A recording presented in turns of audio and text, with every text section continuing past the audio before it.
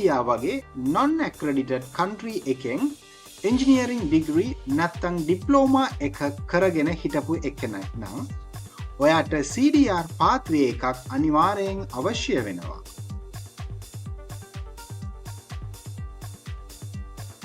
ඊළඟට අපි බලමු CDR කියන්නේ මොකක්ද කියලා. CDR කියන්නේ competency demonstration report කියන එක.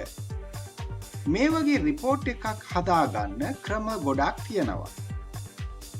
මම engineer විදියට මේ project එක කරා කියලා මුලින්ම අපිට කියන්න පුළුවන්.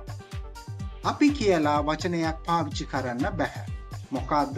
ඔයා engineer කෙනෙක් විදියට හෝ technician නැත්නම් technology කෙනෙක් විදියට ඔයා මොකද්ද කරේ කියලා අනිවාර්යෙන් first person එකකින් අනිවාර්යෙන් කතා කරන්න ඕනේ නැත්නම් ලියන්න ඕනේ.